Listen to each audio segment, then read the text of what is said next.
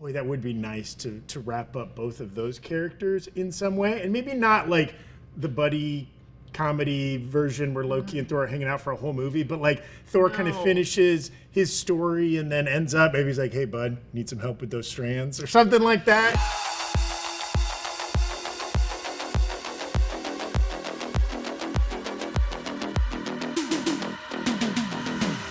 Hey, welcome back to the Break Room, everybody. I am Zach Huddleston. I'm thrilled to be here with an esteemed panel today to talk about Loki Season 2, Episode 6. I have Maude Garrett, Coy Jandreau, steamed, and Kim Horcher is here. Hi. Hello. Did you say steamed or you said steamed? I felt right. Well, that'll be for the audience to pick whether we're esteemed or steamed. But there's so much to talk about coming out of Episode 6. What a huge finale. We're going to get into some of the big lingering questions about Victor Timely, Loki, OB, Mobius. What's the future for a lot of these characters? What happened in that finale? We'll dab our tears. And no. I think that won't be. That's the where the last tears time. are coming from. That's from. Are you a dad by any chance? I'm a father. Oh, so there it is. There we go. These kind of dad jokes. I've been making these kind of jokes since I was like 14. But don't forget to watch the Break Room on. Don't forget to watch the Breakdown. Of course, you are watching the Break Room. Watch the Breakdown on the new Rockstars channel. By the time you see this, it might already be up. We're aiming to get it out Friday evening. Where the editing staff is pounding away right now. Eric was up until 5 a.m. I will say that. He was up till 5 a.m. getting that out. Apparently, it was a really, really tricky one, and he was working around the clock. So you know it's going to be good, but just be gentle because he's bringing it. That's right. That's right. None of us were up till 5 a.m., so feel free to unleash the hounds on us. I don't agree to this. I'm actually a little fragile today. Okay, fair. Be nice. No hounds. How about be nice all the time? That's a good mantra. Be nice all the time. We've already assembled a panel of friends. We traveled the multiverse to find them. The least we can do is be kind. Let's jump. I want to jump right into, I think, maybe the biggest question coming out of this. Will we see Loki again? Will Tom Hiddleston, portraying the God of Mischief, show up in the MCU again? And if so, if you think he will, in what project will we see him next? We're not going to see him for a while. Okay. And it's going to be a big one when he shows up again because he has a big job on his hands now. He can't just pop in for, Thunderbolts. Yeah. I think that he is much like the Watcher now because all of his appearances now are in continuity as around time. He's been at the end of the time, now he's at the beginning of time, so all of his appearances are already canon as something. So I think it needs to be something out of time, which is Secret Wars. I think we see him as something that's beyond power, like he's going to be like a living tribunal, a celestial, something of great magnitude. So when you see him, you know it's important, much like the Watcher, but I think we see him briefly in Secret Wars. That'll be a big cameo pop because they'll need that. Oh. Okay, do you think he's like, some people are speculating he's like a captain of one of the teams? I don't think he's going to be in it that much. I think he's got responsibilities. Okay. I think he's got stuff to do. Yeah, if he lets go of I these things. just don't want him to be. That throne, I think the metaphor of the throne weighing heavy, the crown weighing heavy, like the whole beauty of the character arc is that he always wanted the throne, and now he's in his own way trapped in the throne. I think if they show too much of him away from the throne, it kind of invalidates the weight of that. It does a disservice. The thing is, though, the big thing that he did in this move was ensuring that there were branched timelines, ensuring that a multiverse were to exist, which means there are a lot of Lokis in these branched timelines living their best life, but he's probably Loki Prime. You're exactly right. I think if they use any of the variants, it does cheapen the sacrifice that he has made. So I think that we're not going to see him. I would love to eventually see what this magnitude of power does to Loki. We had all of season 2, which showed him, not want to be lonely, becoming a part of a team, seeing the bigger picture without him wanting to rule. And now he's gotten that power that he's been seeking from the start. And I just want to know if it's going to fracture him or if he's going to get real comfortable. Well, there's one important thing that hasn't happened yet, and he hasn't reunited with Thor. That has to happen sometime. Yeah. Right? Can you I picture Thor coming and he's like, tickle, tickle, tickle. And he's like, please, please. Itself. No. I do love that because, like, we're all kind of assuming we'll see Chris Hemsworth as Thor again at some point, right? He hasn't signaled that he's done with that character, and he didn't really get like a final send-off in Love and Thunder. Well, Entertainment Reporter hat on here. Okay. He did say that he was going to step back from acting considerably because genetically he has the Alzheimer's. Yeah, Alzheimer's double the amount of code to make him twice as susceptible. Yeah, and he wants to spend more time with his family, with his right? children. Yeah. That said, if anything's going to pull him back, it's either an Extraction hammer. threequel or the fourth Thor movie. Well, yeah, but and again, so that is very valid. But like, boy, that would be nice to wrap up both of those characters in some way, and maybe not like the buddy comedy version where Loki and Thor are hanging out for a whole movie, but like Thor kind of finishes his story and then ends up, maybe he's like, hey bud, need some help with those strands or something like that. I can you see know? in Secret Wars there being a moment where Thor can't do something and he needs to go to Loki, and it humbles Thor because we've humbled Loki, and Thor has been humbled by time and by grief and all those things, but he hasn't been humbled by the bond with his brother. And so far the relationship has always been Loki betraying him, and like we've had Loki betray him in multiple films in multiple ways, and has also been a hero, but we haven't had that ultimate reconnection. So I think in Secret Wars, at the end of the line, there's a duress moment where Loki might help. Do you think he'll play dead? I think they'll have to do play dead. And he'll hold the strings. I would love to see if we could see some kind of ultimate form of Thor. There's precedence for this in comics. I'm a big fan of the Donny Cates take on Thor. Yeah. It's really good. My man. Nick Klein. I would like to see some kind of ultimate form of MCU Thor, because this is the ultimate form of MCU Loki. And I would just like them to finish out their stories as the legends and gods that they've always been saying they are, in a really big, demonstrable way. Yeah. I think we're leading to that. Like, I think that Secret Wars kind of wraps this universe up, and I think it'd be great to see them get to fully achieve Charizard status. Like, I want to see that moment. Yeah. So I think it'd be really cool to have full Thor and full Loki. I think Super Saiyan, honestly. That's fair. And then we got that in Captain Marvel. That you know, that glowing. Yeah, choose your anime metaphor.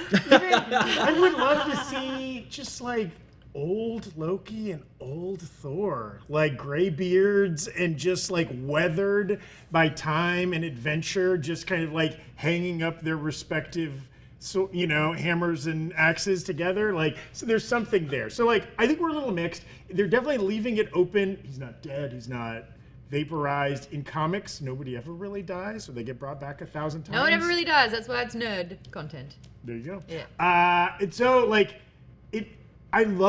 one thing I loved about that finale is it could be either way. This could be the last time we see him, and we would feel happy with that, and he got a great send-off. Or like, he could very easily show up in a variant, just like the President Loki outfit or whatever, or a variant we haven't seen, or like this guy gets up off the throne and is like, they need me, or whatever, right? There's a lot of cool ways that could happen. Well, I then love to pivot. What's up with Victor Timely in this?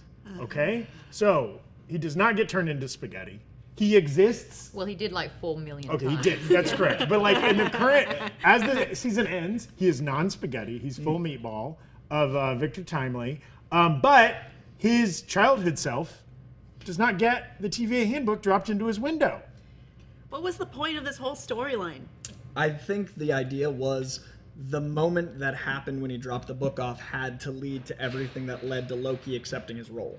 So I think that now that Loki's accepted his role, that timeline can write itself into the original version that it had to be, because the sacred timeline, Victor Timely, it doesn't make sense like chronologically that he would have those tools and information with that technology. He kept saying how frustrated he was that he doesn't have the technology, he has all these ideas, but technology's not with him on his side. That was never the intended age for that entity to have that much responsibility and knowledge. So now that it's been returned, that child gets to be a child, that Victor Timely gets to live in his time, and now because the events occurred that set Loki on his due path, now you've got the yin and yang of the end of time decay, the beginning of time creation, and now it's an Ouroboros.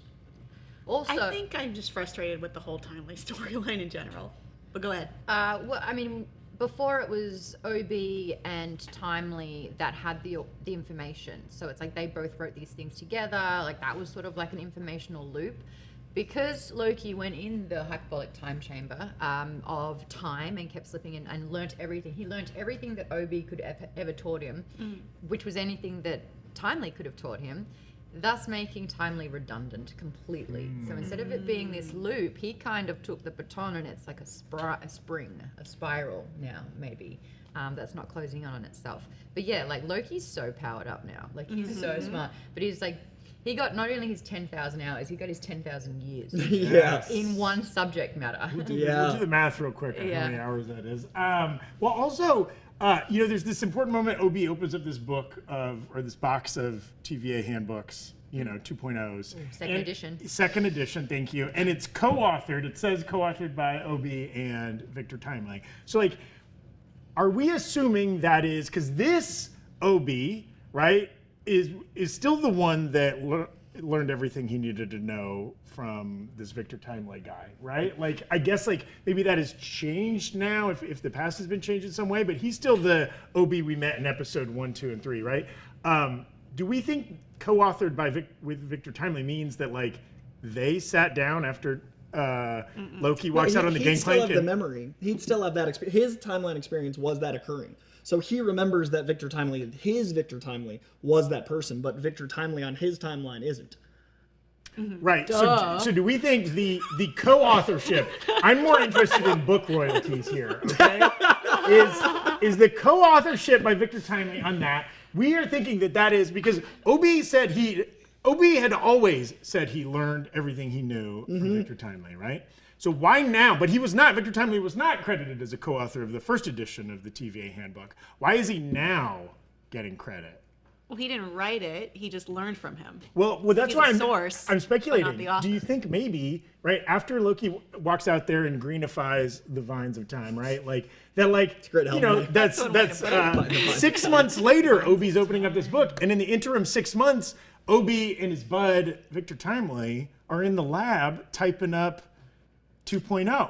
I mean, we didn't see Victor in the iteration of after, so it's possible. He doesn't get a prologue. Yeah, he doesn't. Well, also Renslayer's not there to drop the book anymore, is she?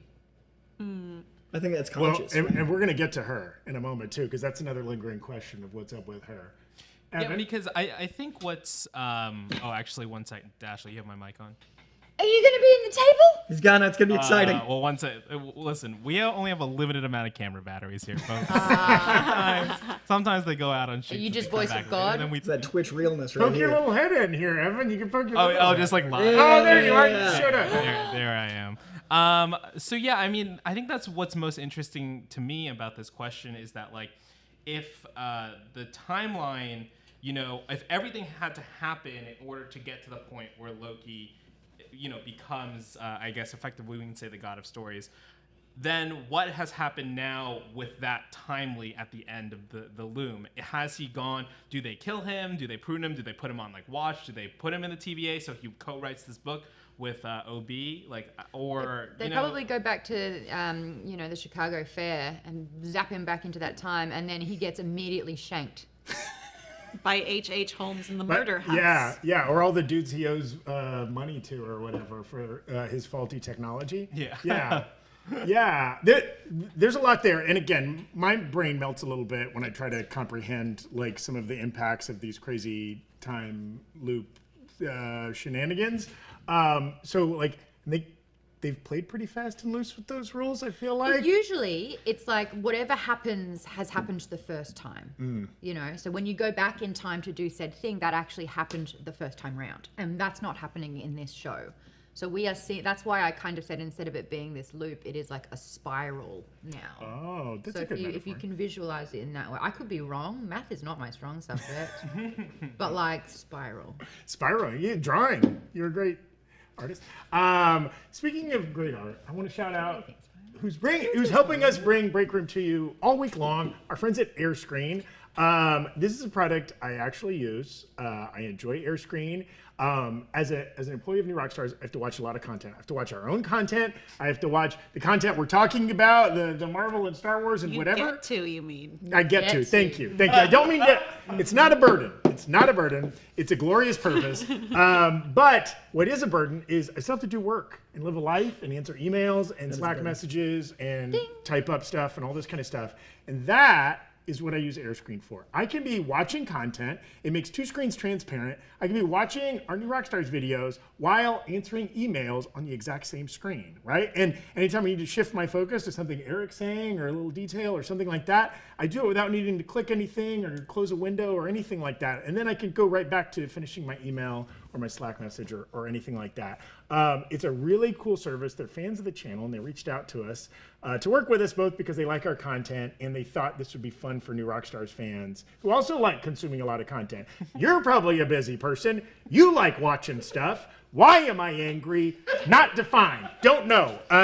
So I'm just enthusiastic, and there's a fine line between that and anger sometimes, isn't there? So try it out. There's a link in this video's description for AirScreen. Go there. Try it out. I think you'll get a lot of value out of it, and maybe it can help you be a little bit more productive. Maybe you can justify to your boss why you're watching YouTube videos at work.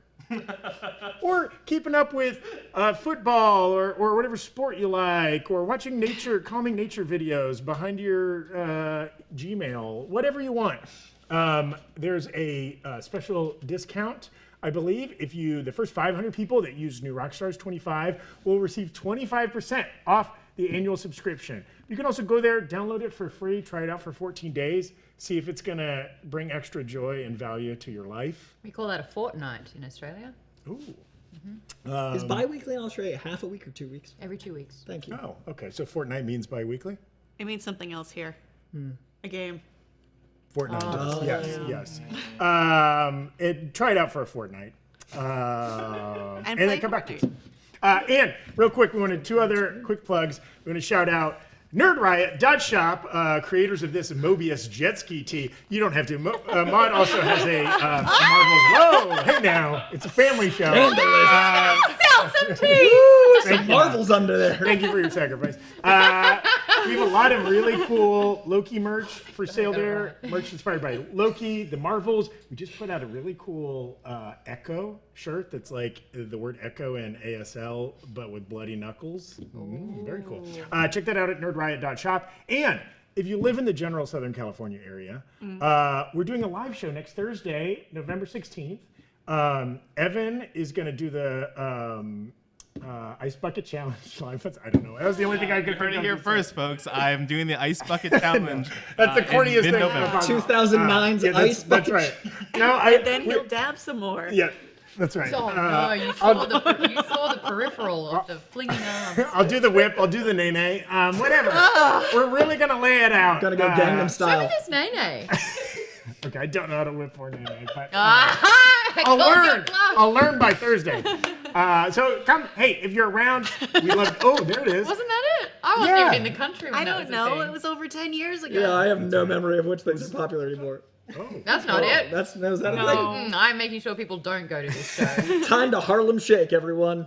There will be no Ice Bucket Challenges or whips or nay-nays at the show, but there will be a lot of fun, and some of our new Rockstars family will be there. Check it out. There's a link for that in the description as well. But I want to get back to some more lingering questions. from Yeah, let's Loki, do that. Episode 6. Okay, some of these are inspired by comments and people in the Twitch chat. Kobe-Wan Kenobi, our good friend, asks, we saw Ravonna in the void. That was kind of the last shot we see of her. What's the deal with seeing the TVA floor piece there? Right, it pans across the grass and we see a little bit of that big seal from the floor of the TVA. What do you think that means? It got pruned. That an entire TVA maybe got pruned? I think that the the old TVA way. stands at the end of time. The void stands at the end of time. The TVA is what became the void. So it's on literally like the sacred ground of the TVA, I think. But then Eric came in going, is the reason why there's foliage all over the void because this is now Loki's bind time. Vine time. Oh, yeah. A tree. There's more like herbaceous metaphors going on, and like plants have kind of taken I actually over. think there's like 7 other TVAs under this one as well. Oh. I think it is just the skeleton of TVAs of past. Like Rome. We've always theorized that the Citadel at the end of time was just next to the TVA. I'm wondering if that is like a proximity thing where we realize that it's all been like very close to one another because of the vines and like the connectivity. But it also to me implied that when KANG said it's easily replaceable, it might have been a lie, and like it did get destroyed. Like there is a TVA that got destroyed, and it's not something that we can trust. Like maybe that was when one of the Lokis did the algorithm and did destroy his. What was they called it, the algorithm, like the mathematical equation in order to keep time going. Maybe one timeline did that, and there is a TVA that's destroyed, but I don't think there's one TVA, and to me that was illustrating that. Interesting. Do we think the last shot of Ravonna Renslayer is like the growl of what we think is Eliath and like kind of some purple lighting? What's about to happen to her? He's going to eat her. She's dead. Is Maybe. This kind of hell? Void is the hell for Renslayer, kind of? I mean, it's What's not your heaven. perspective? If a dog was like, sup, I'd be like, this is heaven. Even if that dog was made of angry clouds. I Just think being a good boy, you know? You're a very positive person. Yeah. I like that about you. It's probably because I'm going to hell. Wasn't there? I forget. Was it just fan speculation, or was it said in the show that like Renslayer helped tame Eliath to win the multiversal war? I think that was like fan speculation. It was just yeah. fan speculation. Okay. But I think that is something people have been asking about in today's chat, as well as Christian Unpronounceable theorizing, what if Ravonna is looking at Battle World? What if it's not Elias she's looking at, but she's looking at, some convergence or incursion. We've been to the Void before. Who was there? It was all the Loki variants. all the pruned Lokis, Yes. yeah. And that's why I'm So, thinking like- this isn't the same Void, and that's why they showed the TVA. I think this is because there was no one else there, and I feel like this is the end of time in another place. Like I still think this is the win of the Citadel, but somewhere else in that time. Oh, interesting. Well, it is funny because the first time we saw the Void, the Sphinx was very prominent, right? And this time the pyramid was very prominent. Yeah. A different famous Egyptian Yeah, landmark, another right? afterlife iconic. Maybe this is just like 6 blocks away, or this is a different version Yeah. of the Void, right? Yeah, I dig that explanation. From Rogue X2 asking, how long do you think Loki will live until someone takes his place? Forever. For all time, Time always. is irrelevant, so forever. Forever. All time. Yeah, long after we are dust, Kevin Feige is but a memory spoken on the wind. Loki will be there holding those timelines. Strands of time. I like that. There's also like, I don't know, it makes me think of there's some great movie imagery like the guy in Indiana Jones and the Last Crusade who's still guarding the, you know what I mean? Who's like, it appears to be 1,000-year-old Knights Templar, or Conan the Barbarian ends with like a really old Conan. I just love the image of like just Loki just sitting on this chair by himself for all time. He's a lonely boy. Oh, I know. Burdened with glorious purpose. But like, is it? I like this, and you mentioned this in Inside Marvel that like, the theme, what a beautifully constructed arc for him of like being like a isolated kind of guy, discovering that like he is kind of lonely and he needs friends, and saving his friends, saving his variant, but then ending up alone anyways. But like, kind of like a happier alone than he was previously alone. What's the loved or lost, right? Like it's better to have loved and lost than never to have loved at all. He got to experience what life was about. He got to live the purpose wouldn't have been glorious if he hadn't had the burden of knowing the weight of friendship. And he gets like, remotely. It's like he only gets to Zoom with his friends now. He never gets to see them in person again, right? Because isn't it His mic implied? is always muted. His mic is always muted. His camera's always off, but he gets to watch. Because isn't it kind of implied with the way that's cut that like he is watching Mobius down there in that suburban neighborhood? Oh, I definitely felt that that's it's what's going yeah. on. Yeah, which is kind of a beautiful, like a tragic, a bittersweet kind of. Tragic, Speaking of tragic and bittersweet, what's up with Mobius? So he gets to see this home, right? He gets to go back to his original timeline, but he can't live that life because there's a Mobius already living there. He's gonna wanda him and kill him. Ooh. No, he's not gonna do that. That was a bad idea. Yes.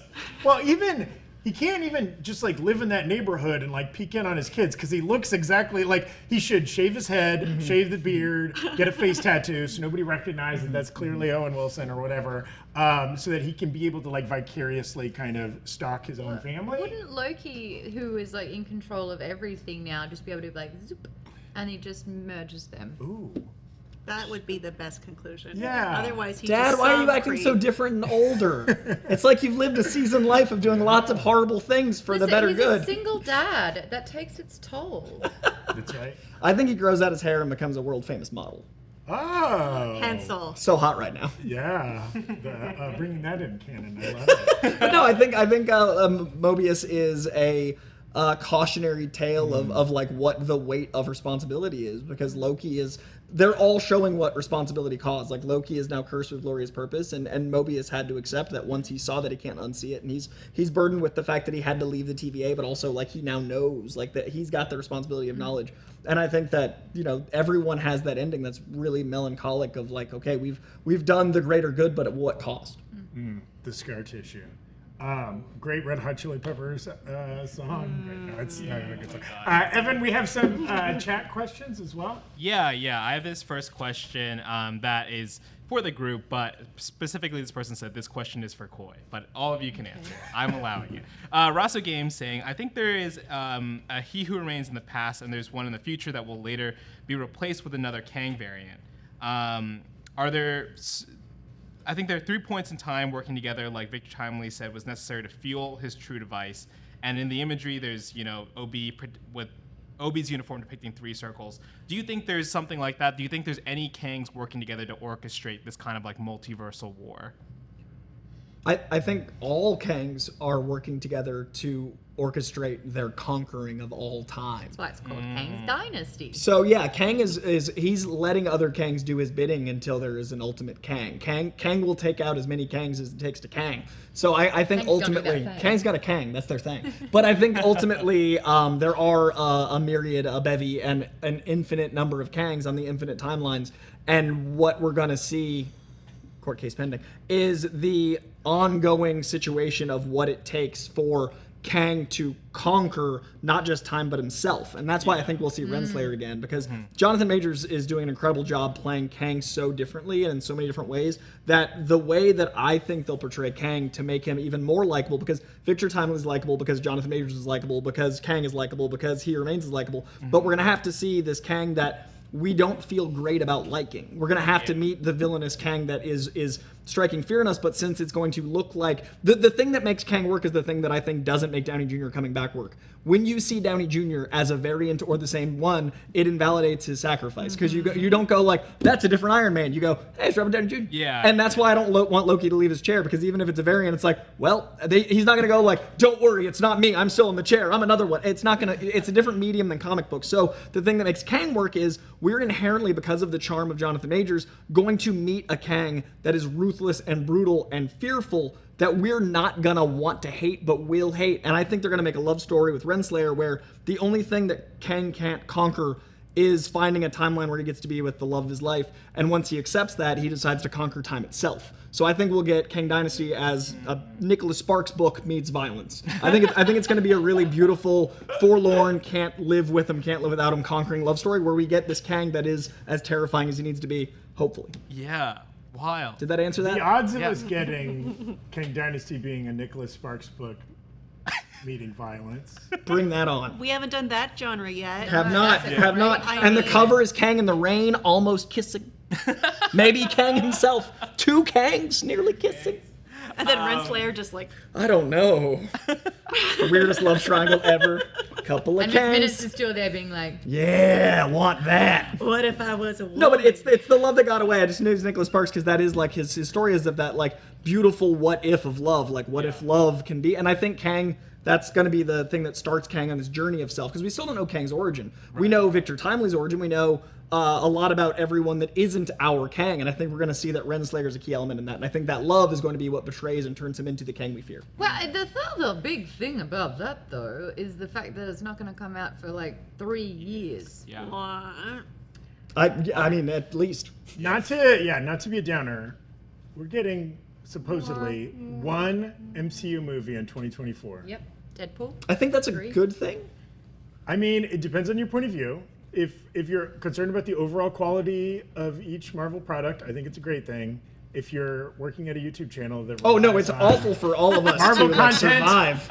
to like, feed the Doctor bristle. Who time. Don't you worry, guys. There's going to be angry faces we can plug into thumbnails about nothing. But as far as positivity goes, it's rough. As far as like, making art about happiness, dire. Yeah. But as far as the quality, I do think a lot of people felt fatigue and you have to course correct. And I think Deadpool is it's going to feel like 2002 when Spider-Man came out. We're going to have that amazing, like, the summer movie is Deadpool, not like, okay, 3 months we get another thing. Yeah. And then I think 2020, so we only get one big DC movie next year, Joker, one big Marvel movie next year, Deadpool. But then 2025, we get the restart of the DC universe, as well as 3 Marvel films, all leading up to the big tentpole Avengers film in 2026. Net positive. Next year, not great for YouTube. And apologies to Madam Web and Kraven the Hunter, which I guess are technically Marvel movies. Oh, touche. And who knows when? I was thinking Sony. The third Spider-Verse movie. Probably not 2024. No. They left it on a part 1. I don't think it's going to be ready next year. Yeah. No. I'm excited though because Kraven's rated R. We see TVMA, Echo. We see R-rated Deadpool. I do think they've finally realized that when you were 5 years old and Iron Man came out, you can legally drink now. Like it's a long time ago. Yeah. So I'm excited for that. Grown folks superhero movies. Yeah. You know, I'm all here for it. In Well, series. we're getting that with The Boys and Gen V Yes. and all. And they're doing well for a reason, right? Like Yeah. it shows we want that. Yeah. Nimesh Weba asking, do you think the 616 crew, especially Thor, will ever find out about Loki's story and sacrifice? Yes. Yeah? Eventually. They have to. To add to the tragedy of it all, Loki is just quintessential Shakespeare right now. Yeah. But they all think Loki died, too, on the ship. Yeah, Thor watched him die, right? Yeah. Yeah. Well, maybe his buddy Mobius could tell him otherwise. Yeah, don't we're know. presuming Mobius is in modern day 616 down there in his Chicago suburb or wherever, or I'm sorry, Cleveland suburb, right? Yeah, Yeah. And word, you could see it just the beginning, the first 20 minutes of some movie down the road, somebody being like, well, with Loki off the reservation or whatever, you know what I mean? Like, they kind of allude to him, but acknowledge that they've gotten an update. I don't know. Yeah. Yeah, is there like a webcam plugged in on that throne, or like do people get a live feed of what he's doing up there? Yeah, he's just or- live streaming. Doesn't really make it very selfless if you tell everyone you're doing it constantly. That's true. Yeah. But other people know he's there, right? And maybe those people tell that person tells somebody else, Maybe and that person tells somebody. someone has to visit the TVA and they talk to Casey, and Casey accidentally lets it slip. And then they explore that further and they unravel a thread or two. Yeah. And then the threads turn green and they figure it out. Deadpool just goes, who's this Loki guy?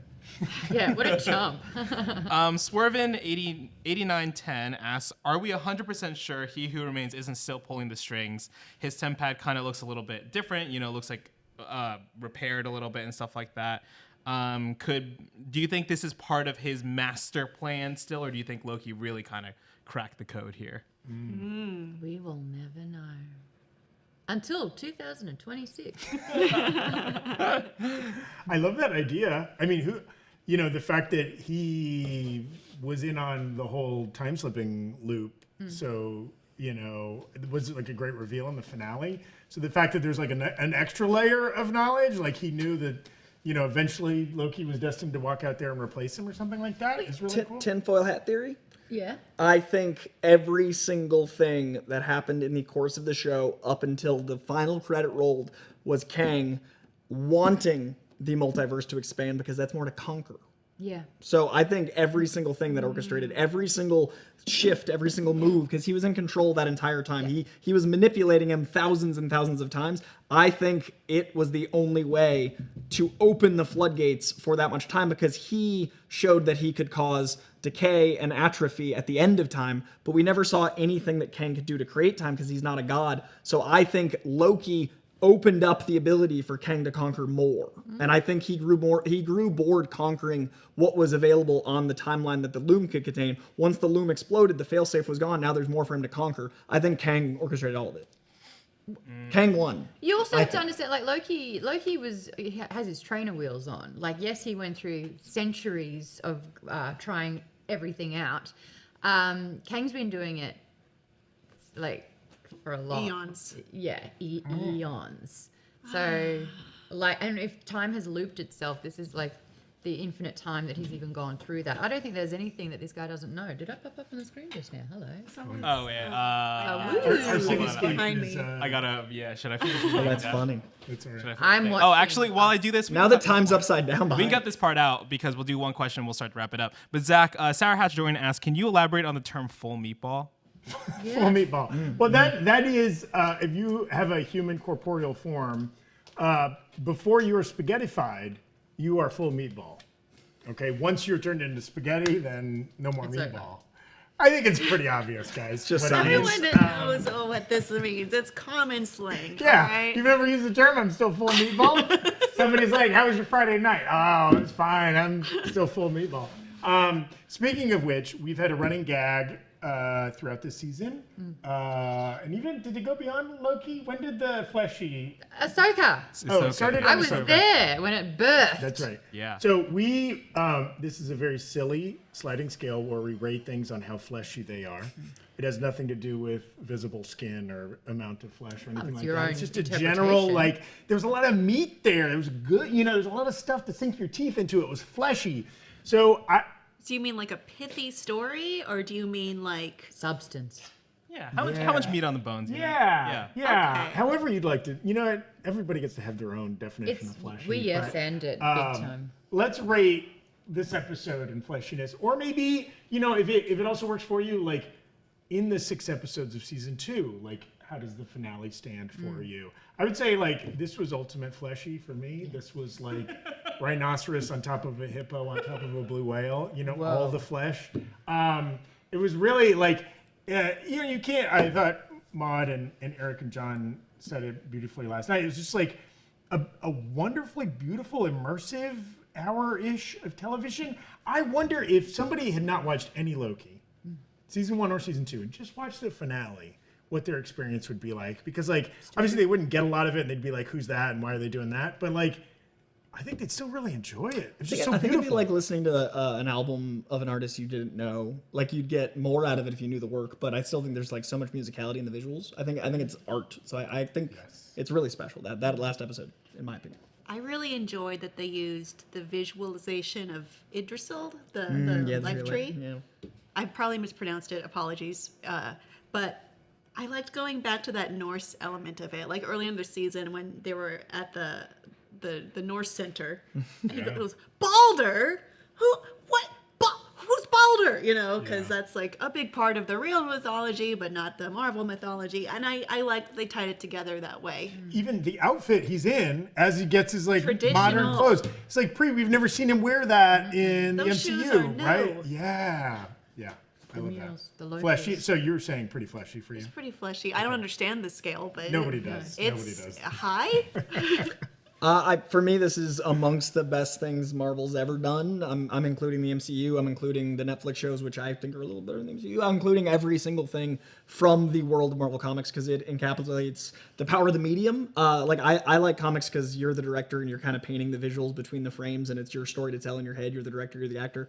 This was able to make the medium of comic books into the TV medium in a way that had abstraction, had interpretation, but also used things like, directing where you had moments that were, POV shots where you're getting a monologue like you're on the stage, where you're also getting shots that could never be replicated in other ways. You're also getting these abstractions and you're telling a story that is unique to the medium, that's adapted from a comic, that's adapted from Norse mythology. So it's a turducken of flesh. And I was overwhelmed. It was beautiful.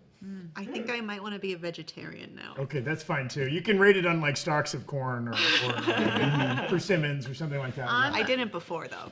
I'm gonna rate it with a noise. I think, and it's a fleshy noise, but like I'm unprepared. a whale song. Oh yeah. So it's just haunting, yet beautiful, but consuming. So as far as I'm concerned, the fleshiness of this episode is,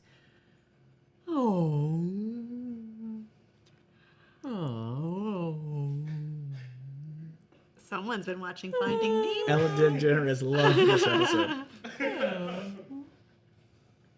Do you feel it? You get I felt it. Yeah. God damn, could we get that one more time, Mom? Okay. Not without breaking. Whales in the chat for Maude's whale song, guys.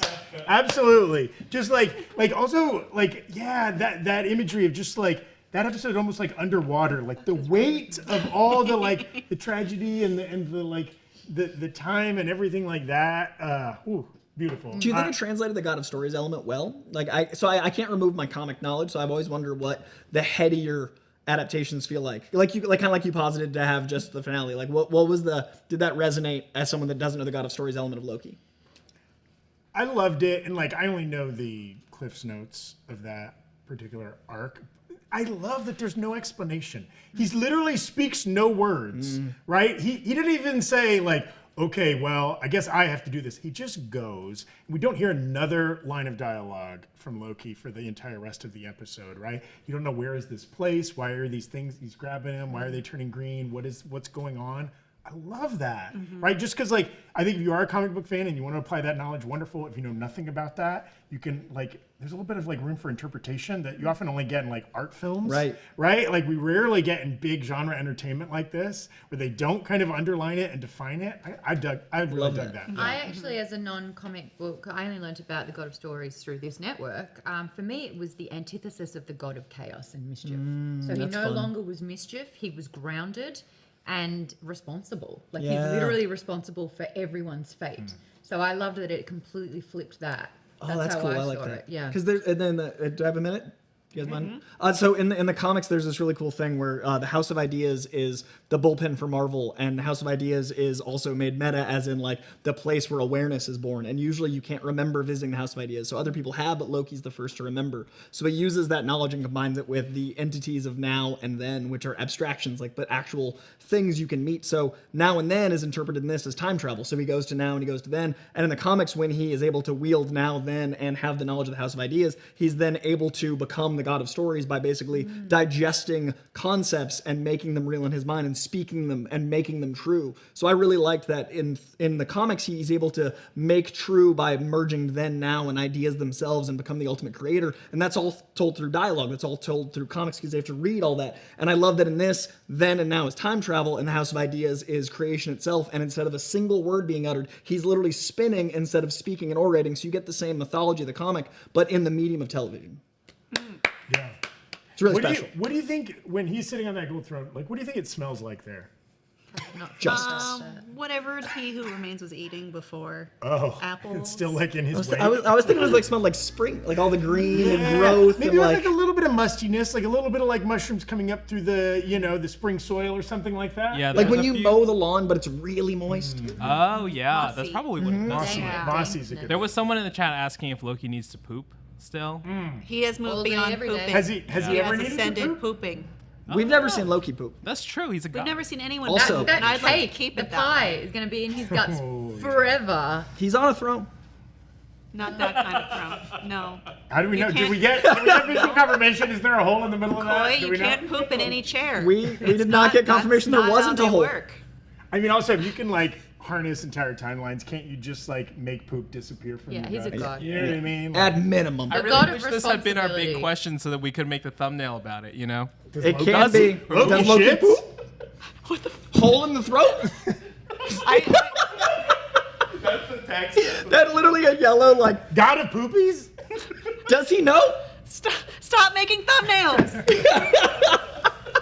I don't like this. No. Wrap it up. Hey, there's a good strain on that one. Hey yo! What a perfect time to wipe away this episode. And we thank you all so much for watching.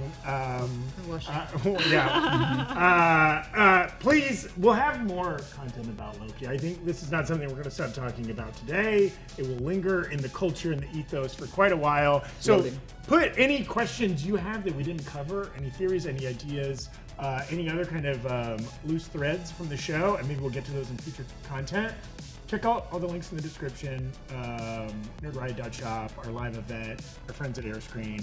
Thank you so much to Kim, Coy, and Maude for being here with us today to talk Loki. And thank you all for watching The Break Room. Later.